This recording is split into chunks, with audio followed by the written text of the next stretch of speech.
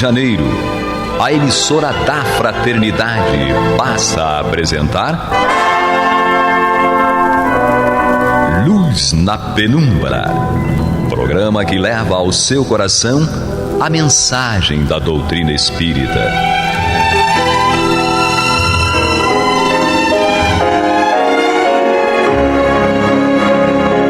E com vocês, João Batista, para o estudo de O Livro dos Espíritos, da obra codificada por Allan Kardec.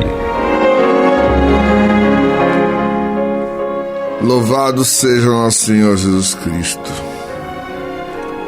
A paz do céu nos guarde, nos abençoe. E que possamos fazer do tempo esta dádiva que a todos nós é dada de maneira igual, um recurso a mais para que a nossa caminhada seja cada dia mais firme e consistente na conquista dos valores espirituais que nos levarão à verdadeira felicidade. Hoje nós estamos assim com uma alegria toda especial, porque estamos com Angélica Lopes, meus olhinhos de safira. Oi. Vamos continuar os nossos estudos, né? Porque este é a alavanca do nosso progresso.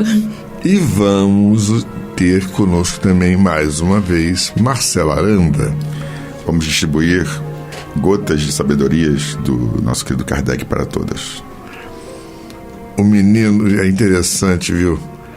Eu não consigo olhar para o Marcelo sem ver nele o menino que ele continua sendo.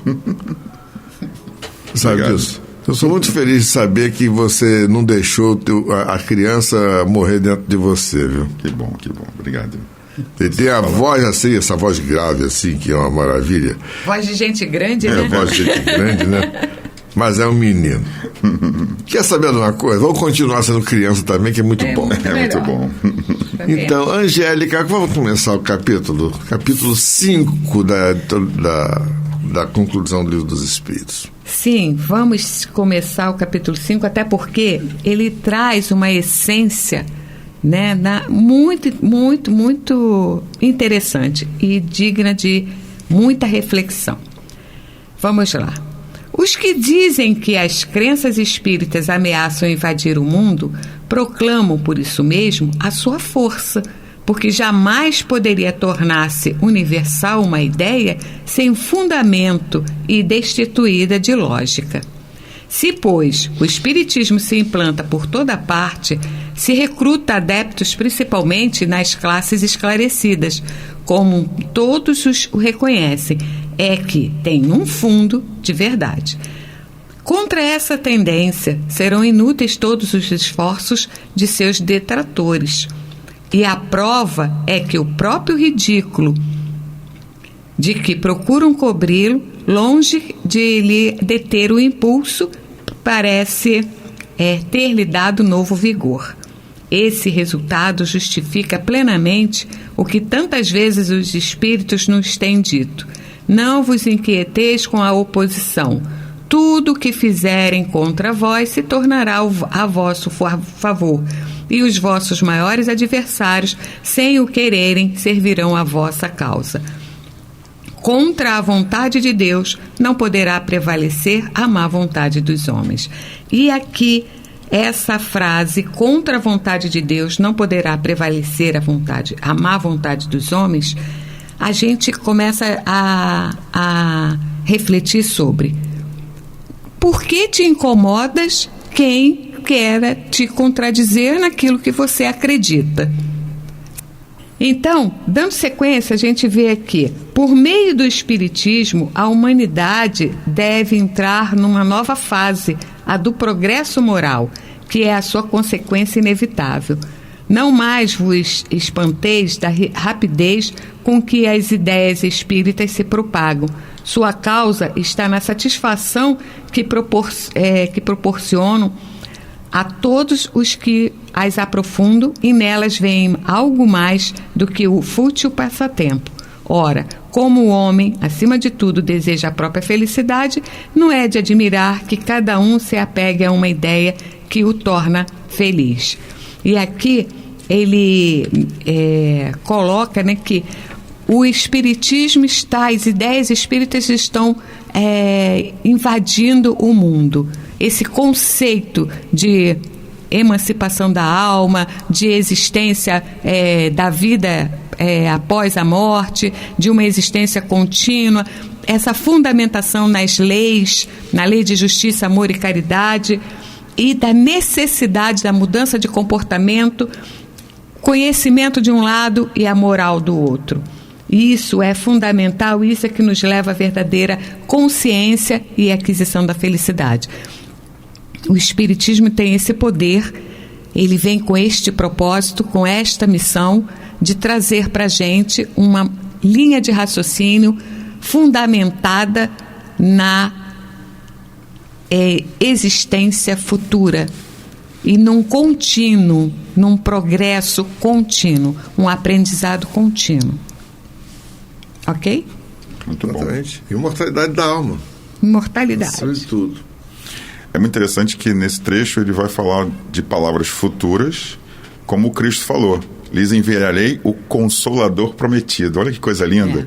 Então, acredito que o Espiritismo rememora essas ideias que nos trazem consolação. Por isso que muitas pessoas vão se aplicando delas. E, paralelamente, até aqueles que às vezes não admitem, mas conhecem essas ideias de outras formas, ou através de inspirações, elas vão entrando na sociedade. Porque a ideia é que ninguém quer que o Espiritismo seja a religião do futuro. A gente quer que essas ideias sobre imortalidade, sobre fraternidade, da lei de amor e justiça e caridade, elas, que sejam a base do futuro. Né? É muito interessante mesmo. Vou continuar aqui lendo. Então, vamos dar aqui a sequência. Ele vai dizer o seguinte: o desenvolvimento dessas ideias apresenta 3 períodos distintos. Primeiro, o da curiosidade, provocada pela singularidade que os fenômenos produzem. Segundo, o do raciocínio e da filosofia. E terceiro, o da aplicação e das consequências. O período da curiosidade já passou, pois dura pouco tempo e, uma vez satisfeita, muda de objetivo. O mesmo não acontece com aquilo que dirige a razão e evoca reflexões sérias. O segundo período já começou e o terceiro o seguirá inevitavelmente. E aí a gente vê como é interessante isso, né? E ele continua: o Espiritismo progrediu, principalmente depois que foi sendo mais bem compreendido na sua essência íntima, depois que lhe perceberam o alcance, porque toca nas fibras mais sensíveis do homem, as da sua felicidade, mesmo neste mundo. Aí está a causa da sua propagação, o segredo da força que o fará triunfar, enquanto aguarda que sua influência se estenda sobre as massas.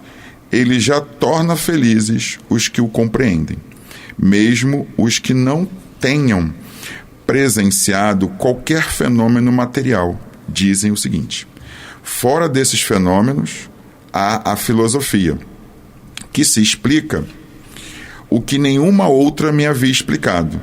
Nela encontro, tão somente pelo raciocínio, uma demonstração racional dos problemas que interessam no mais alto grau ao meu futuro.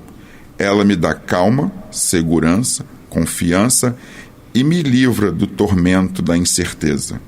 Ao lado de tudo isso, a questão dos fatos materiais se torna secundária. Então vejam que muito interessante a reflexão do Kardec. Primeiro, sobre esses 3 pontos, né? Que primeiro ele vai chamar a atenção para a curiosidade. Então todo mundo tem curiosidade sobre os fenômenos mediúnicos, você acreditando ou não, eles acontecem, né? Por exemplo, às vezes uma cortina pega fogo do nada, uma televisão liga e desliga com a tomada desligada, né? Coisas somem, né? Pessoas escrevem cartas, né? Quer dizer, o mundo espiritual está aí gritando para a gente. Então isso é a curiosidade. Deixa eu conhecer melhor sobre isso, deixa eu entender melhor sobre isso. E depois você passa para um outro período, que é o período quê? De entendimento, um período de raciocínio, buscar respostas mais claras, né? De refletir filosoficamente sobre aquilo. Que ideia filosófica é essa por trás desse? E o terceiro, ele chama atenção para a aplicação, quer dizer, você começar a pegar essas ideias, colocar em prática todo dia. Sorrir, ser caridoso, ser amoroso, ser fraternal. Usar o BIP, né, que o Livro dos Espíritos chama atenção para a gente, né, a benevolência, a indulgência, o perdão. Olha que coisa maravilhosa desse BIP que fica na cabeça. BIP, BIP, BIP, BIP. Então, a gente lembrando... Repete o BIP aí para a gente memorizar bem. Benevolência, indulgência e o perdão.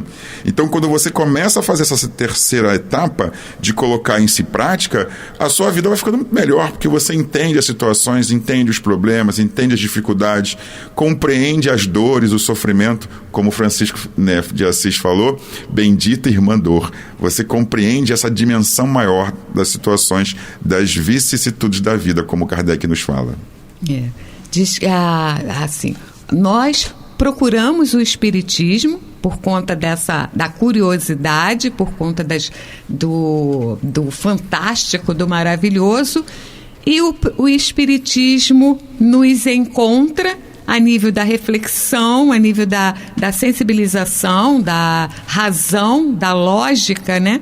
E o terceiro movimento seria o Espiritismo sair por nós numa organização, na exemplificação.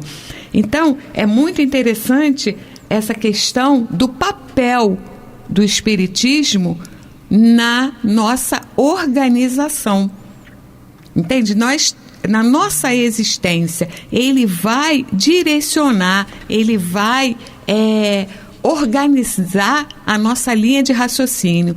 E eu acho muito interessante o seguinte: tudo que a gente não conhece, a gente teme ou se defende. E a partir do momento que a gente está conhecendo, a gente vai se libertando. E essa libertação traz consigo a felicidade. Então, o estado de certeza, de segurança, nos traz felicidade, bem-estar. Às vezes a gente confunde também, por uma questão de semântica, alguns conceitos. Felicidade, morte, vida, medo, né, angústia, até mesmo os sentimentos como o egoísmo, a vaidade, a inveja. Isso é uma questão de semântica. Vamos entender como isso acontece conosco e de onde gerou, como ele foi gerado. A partir do conhecimento, a gente começa esses sentimentos começam a perder força e a gente começa a ter leveza. E a leveza traz a felicidade, entende? Você conhecer é uma coisa assim, libertador, entende? Então toda a matéria não vai ser suficiente para te dar um estado de leveza que o conhecimento te traz. Vamos agora então à nossa vinheta, depois encerraremos. Você está ouvindo pela Rádio Rio de Janeiro o programa Luz na Penumbra, com estudo de O Livro dos Espíritos, na apresentação de João Batista.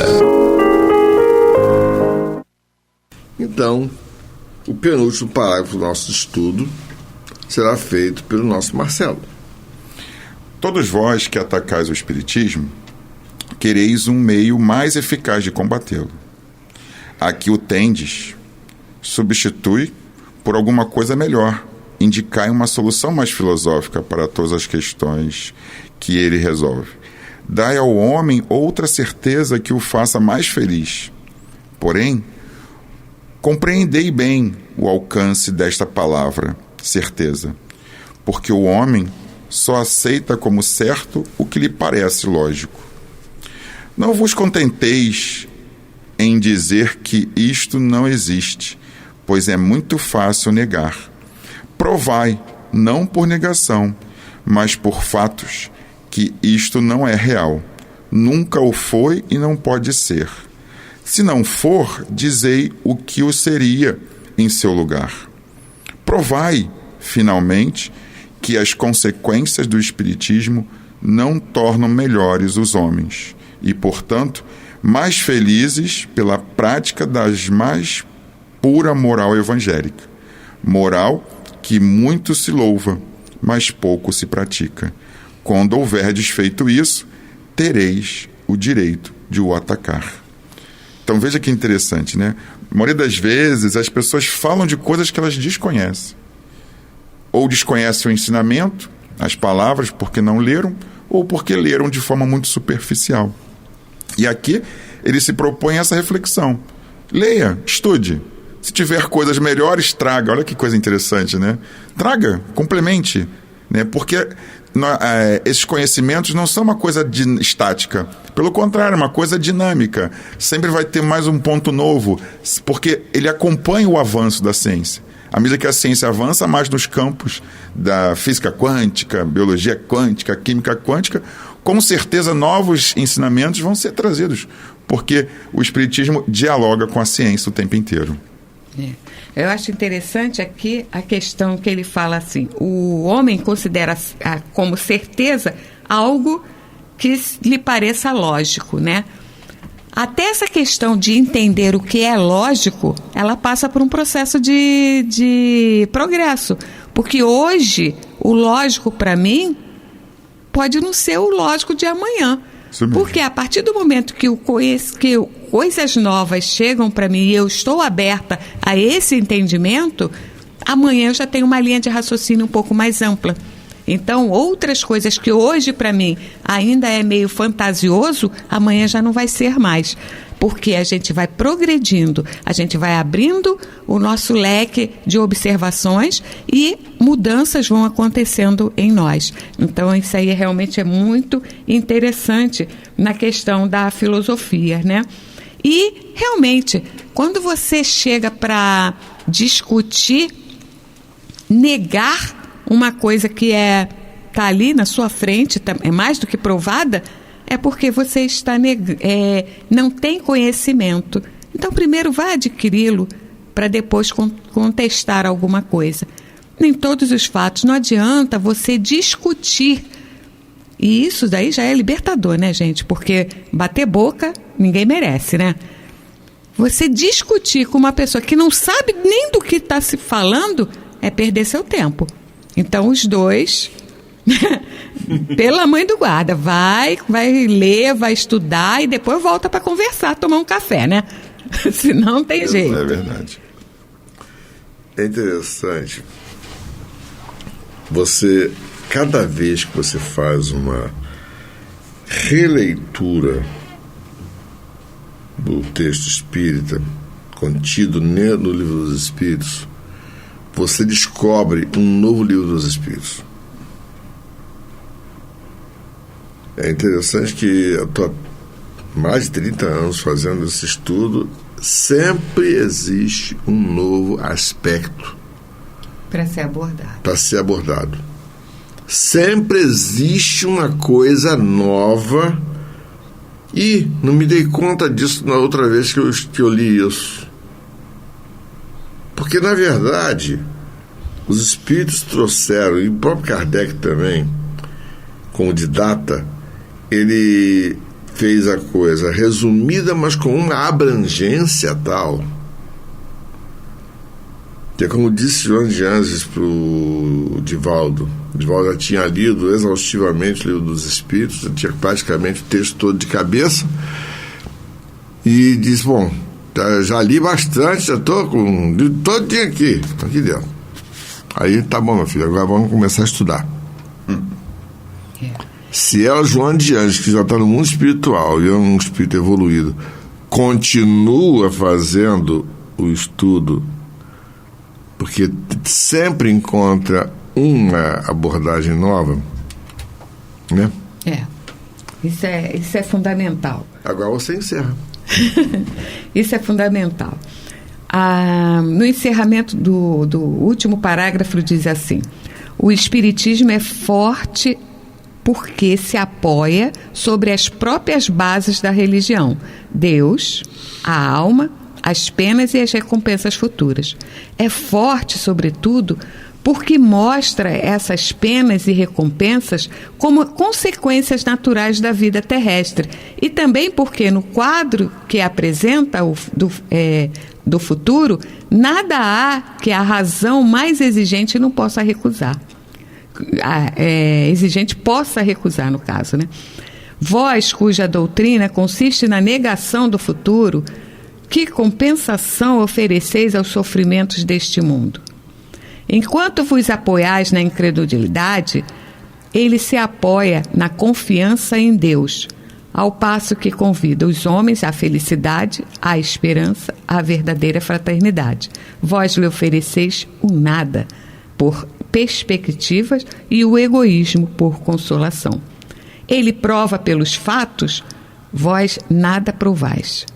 Como quereis que o homem vacile entre essas duas doutrinas? E aqui, nesse último parágrafo, ele nos traz a reflexão de volta entre o materialismo, a posição materialista de não nos trazer nada, né? E a posição consoladora do espiritismo no esclarecimento. Como eu já disse anteriormente, a partir do momento que você conhece um fato, você se liberta e domina melhor aquele fato. Você se liberta de medos, você se liberta de sofrimento e ganha empoderamento e ganha controle sobre a situação. E isso nos leva a uma coisa mais suave. E ao passo do materialismo, onde não tem a fundamentação em vida futura, né? O que você vai ter como consistência é o egoísmo, né? E como consolo também, né? Essa questão de aproveitar o máximo que se tem agora. Entende por quê? Porque depois não se tem mais nada. Então, é um vazio muito grande, é uma coisa que a nossa lógica, que a nossa essência grita. Então, enquanto o Espiritismo nos leva à esperança, à verdadeira fraternidade, né? O materialismo, ele nos retira disso.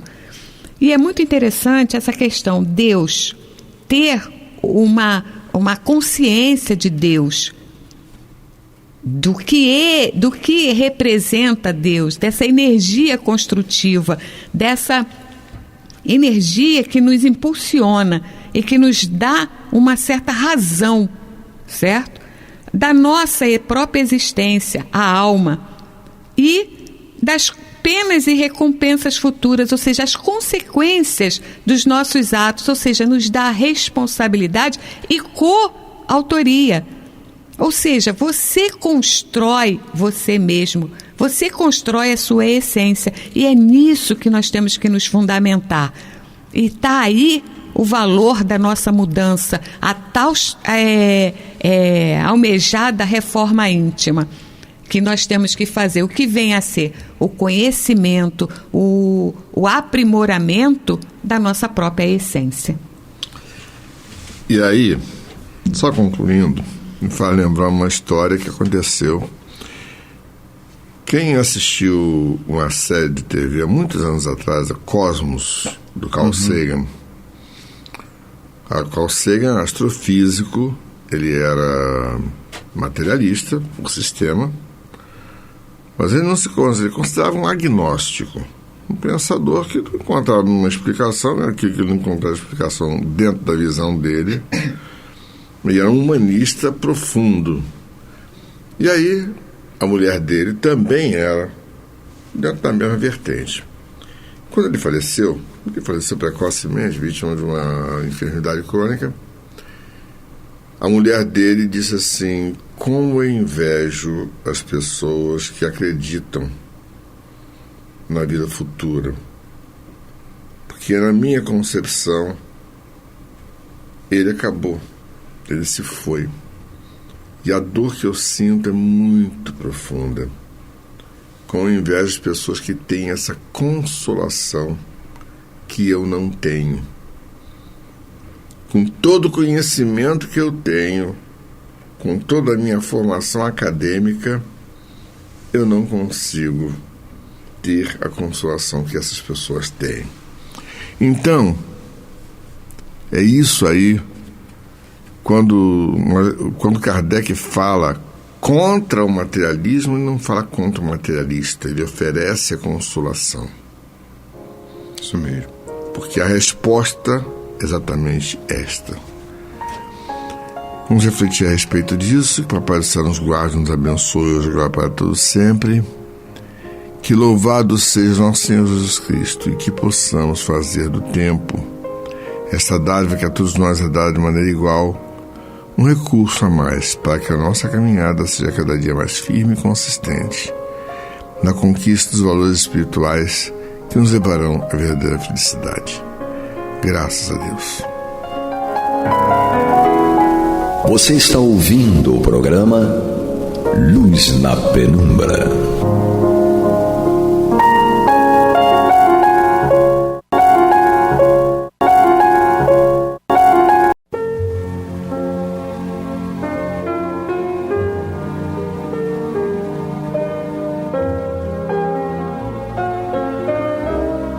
A Rádio Rio de Janeiro está levando ao seu lar e ao seu coração a mensagem consoladora da doutrina espírita, através do programa Luz na Penumbra. E agora com vocês, Antônio de Pádua Barbosa e Marta Batista.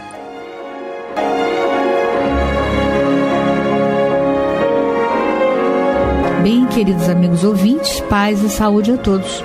Nós estamos juntos em mais um Luz na Penumbra, que chega aos seus lares de segunda a sexta-feira para estudarmos a codificação kardeciana de forma metódica e forma sistemática. E agora, na segunda parte do programa, vamos dar continuidade ao estudo do Evangelho segundo o Espiritismo, que já está na sua introdução, iniciando, nós estamos reiniciando o estudo do Evangelho, estamos na introdução e hoje vamos iniciar o item 2, que trata da autoridade da doutrina espírita e do controle universal do ensino dos espíritos. Bem, esse item eu julgo ser o item de maior importância depois do objetivo da obra, é o item de maior importância deste estudo, não só do Evangelho, mas de toda a codificação.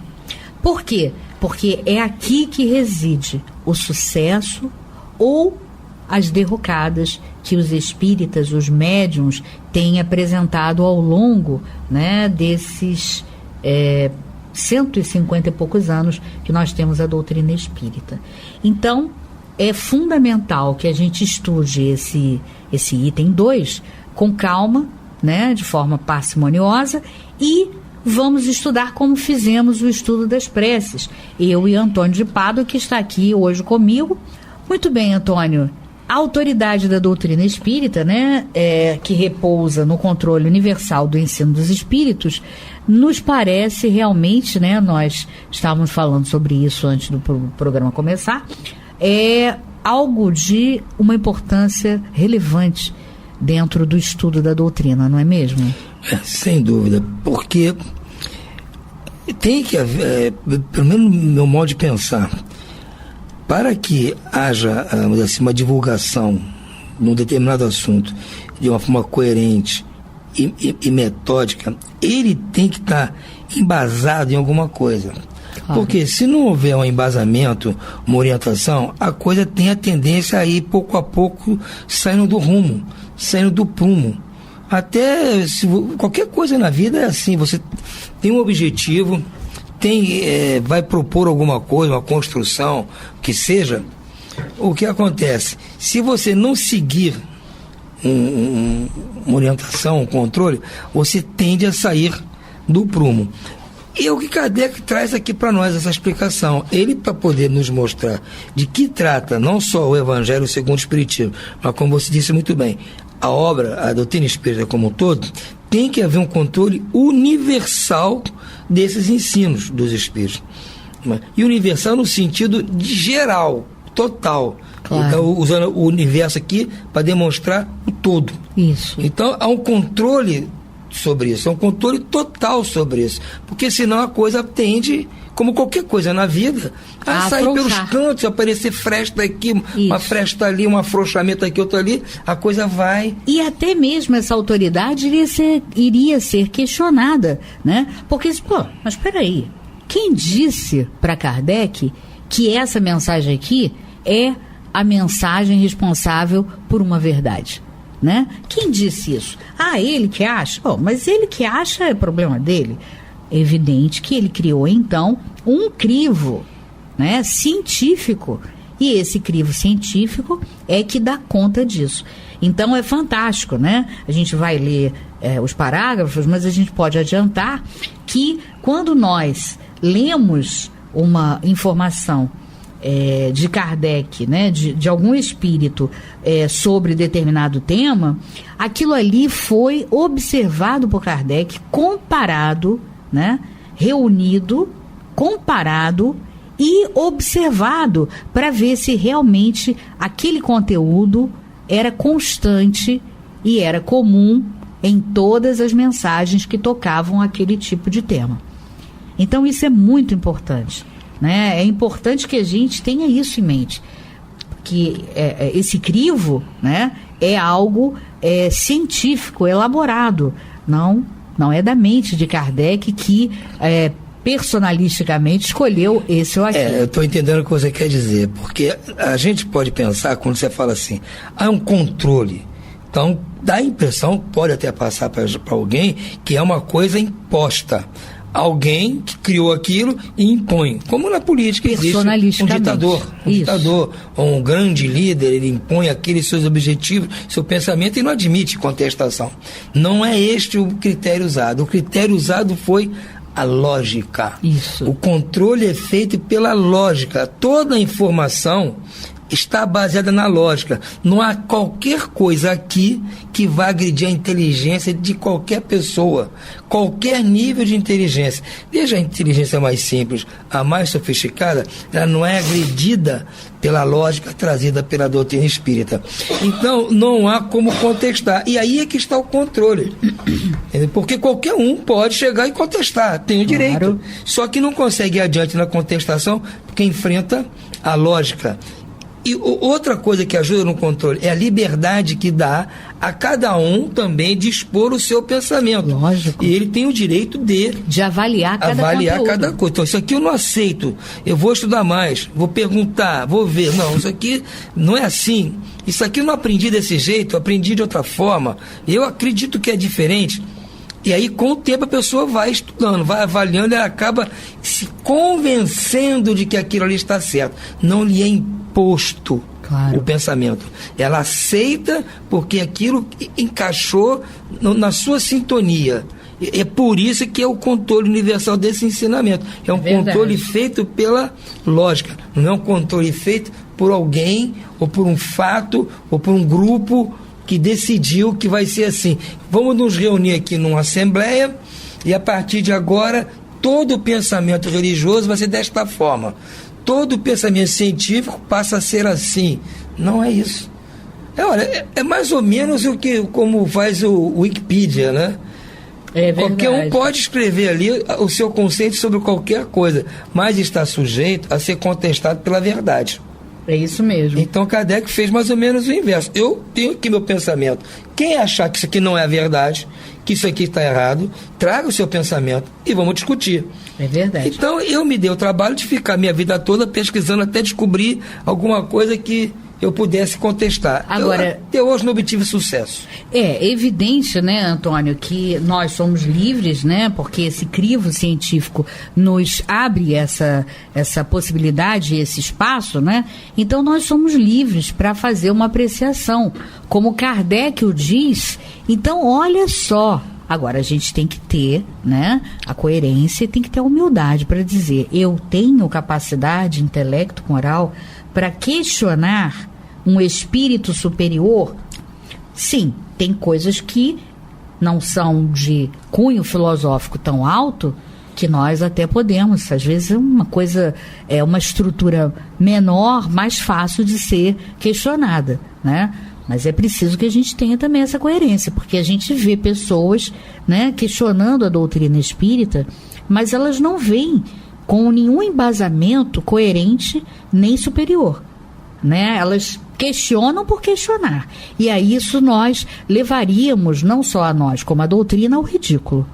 Então é preciso que a gente tenha coerência e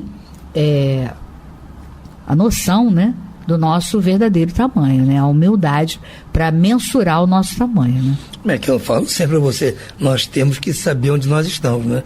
Nos conhecer, como pedia Sócrates, e saber exatamente em que posição do universo nós estamos. Exatamente, por isso é que me deu a ideia de falar sobre essa questão, né? Quando você tocou nesse ponto. Exatamente. Agora, há pessoas realmente que, quando você comenta algum ensinamento do Cristo, ou algum comentário da doutrina, alguma proposta da doutrina, alguma explicação da doutrina para determinado fato, que a pessoa não aceita ter outra opinião, mas eu já observei que todas as vezes a pessoa não aceita, não porque ela discorde da lógica do raciocínio, que isso é incontestável, mas porque para ela aquilo é difícil ser posto em prática. Isso. Então, como é difícil de ser posto em prática, ela prefere se abster de tentar. Não quer nem pensar naquilo. Não quer nem pensar naquilo. Porque é aquele negócio do ponto de vista. Porque se aceitar, vai ter que se transformar moralmente. Exatamente.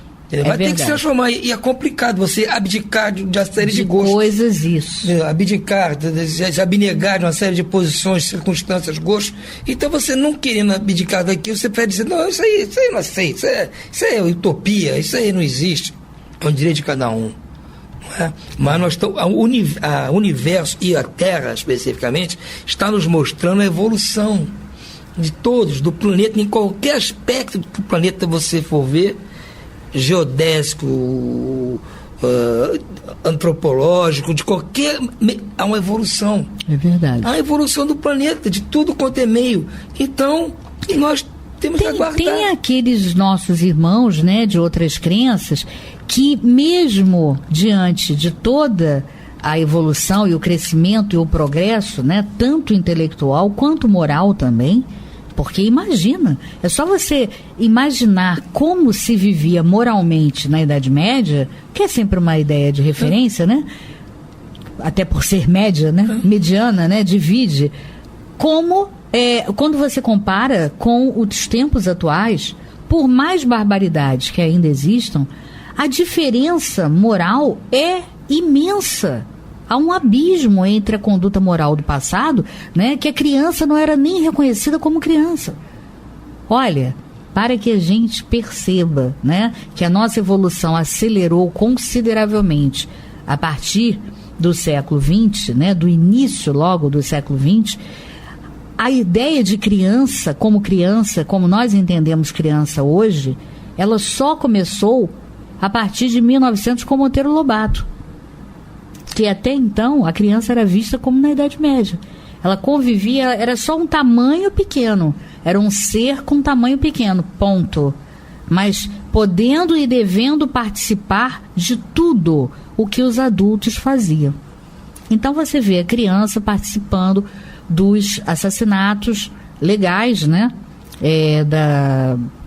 Das decapitações, dos enforcamentos, né? Você pode observar nos filmes. Sem dúvida. Né? A criança é como vive hoje a criança das comunidades, né?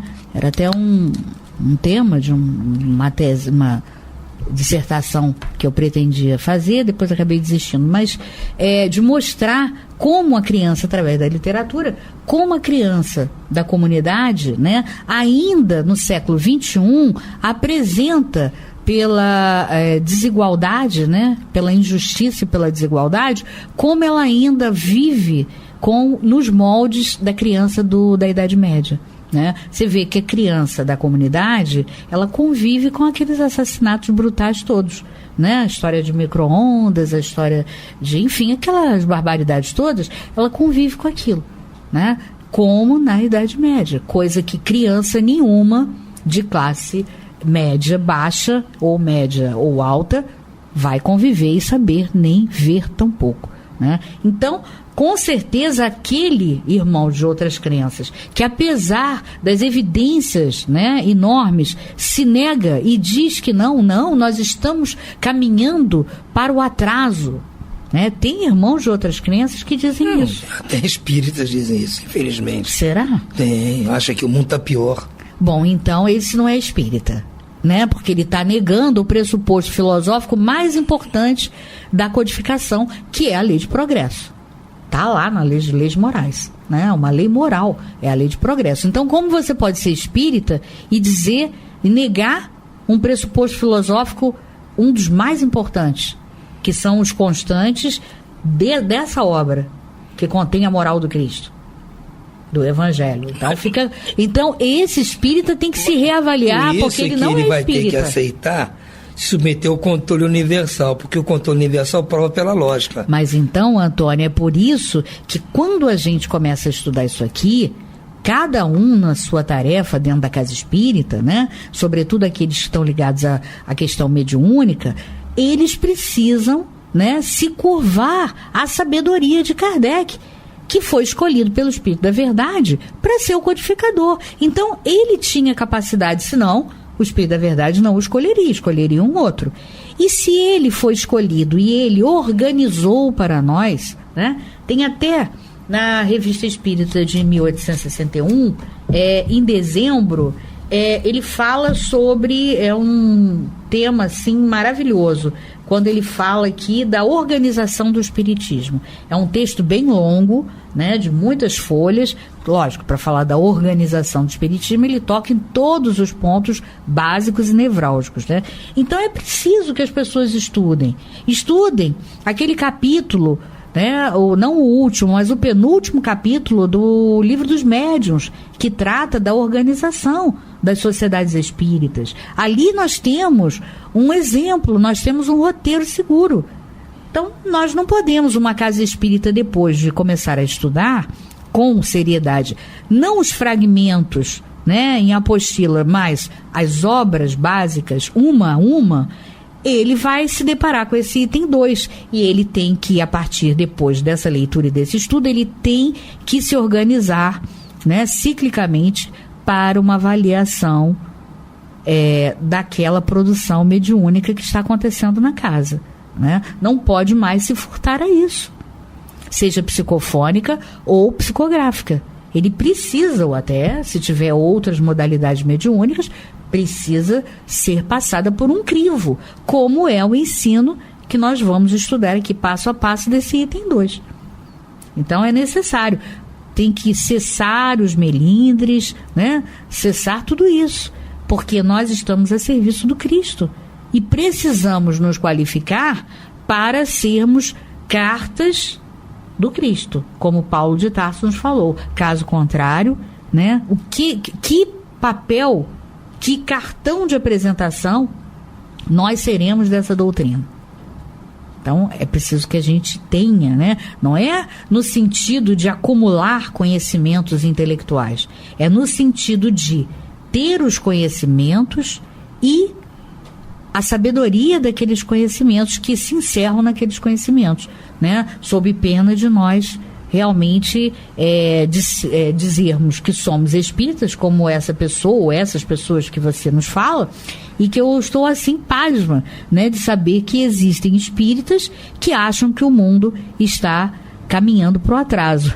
Então ele nega a lei de progresso. Se ele nega a lei moral de progresso lá, da terceira parte do Livro dos Espíritos, e que é aprofundado em toda a obra do Evangelho segundo o Espiritismo, ele, por mais que ele fique aborrecido, mas a gente tem que chegar à conclusão que ele não é espírita, ou ela não é espírita, e não pode ficar aborrecido.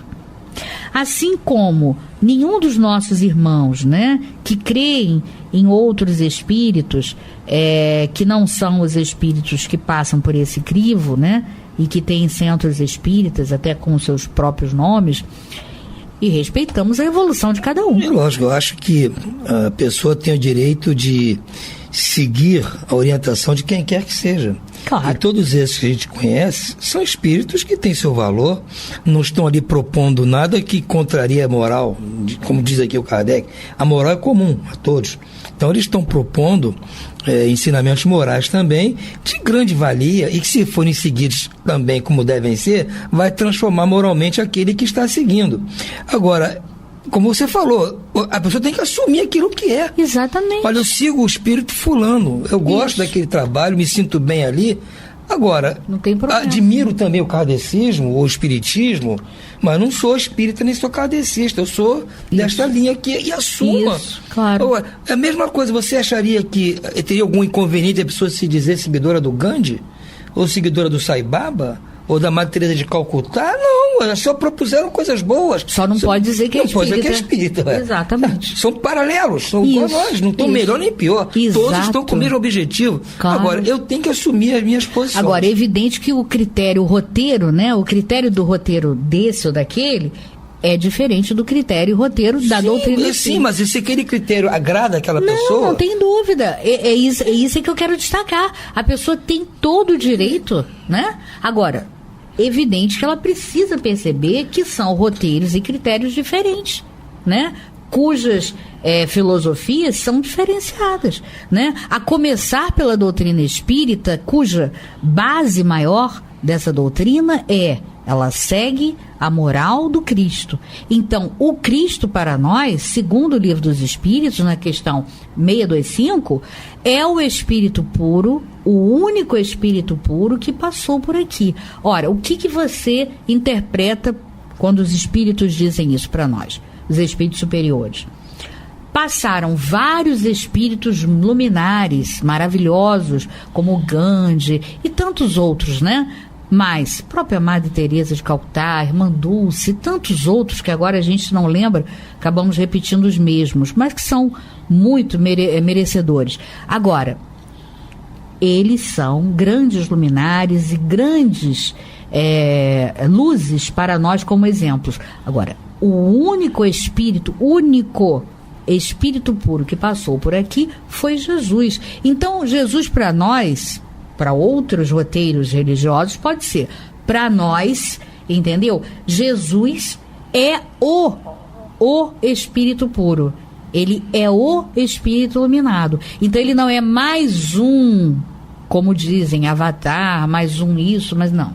Ele não é mais um. Ele é o. Todos os demais aprenderam na sua fonte, na dimensão espírita. Então, na erraticidade, não vou dizer nem erraticidade, porque, quem sabe, muitos deles nem são passíveis mais de reencarnarem.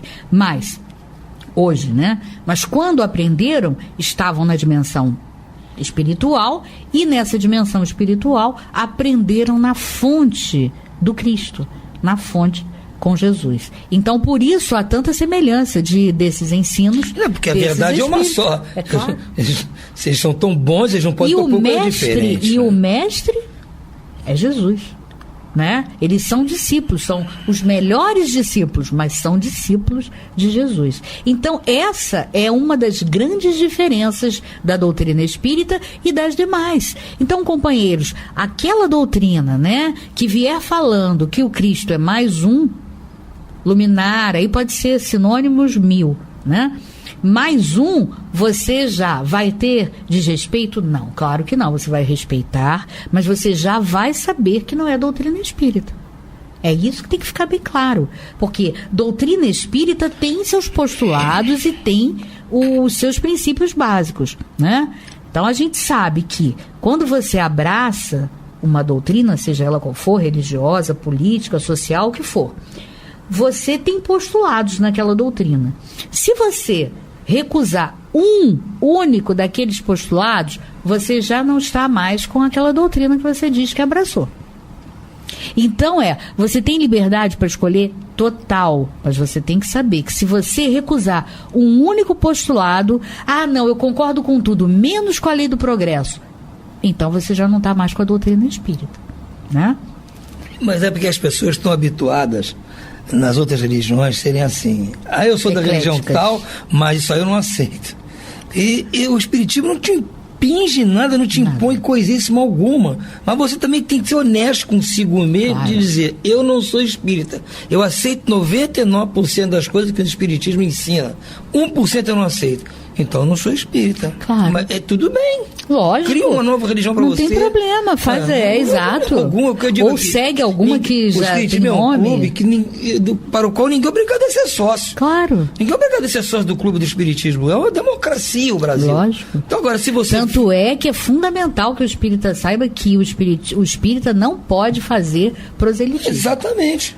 Isso é fundamental. O proselitismo é feito por esse controle aqui. O controle universal que faz o proselitismo. Isso, que faz o proselitismo, exatamente. E olha, Antônio, o Pablo está dizendo até logo, o tempo acabou. Então, Antônio, eu quero desejar a você uma boa noite, ao Pablo e a todos os nossos amigos ouvintes, né? E desejar a todos uma grande noite de paz.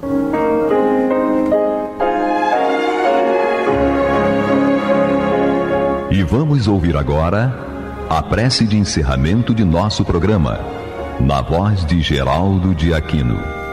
Jesus, dá-nos coragem para a luta, piedade para os insultos e misericórdia para as injustiças e ingratidões. Limpa nossa alma de inveja e ambições mesquinhas, de ódio e de vingança o nosso caminho. E que dentro em pouco, ao recolher-nos de novo ao calor do nosso leito, para que o sono nos dê a paz e o esquecimento das tristezas humanas, possamos sentir, Senhor, no mais íntimo de nosso ser, a doçura indefinível do Teu amor e a grandeza incomparável da Tua divina presença. Que assim seja.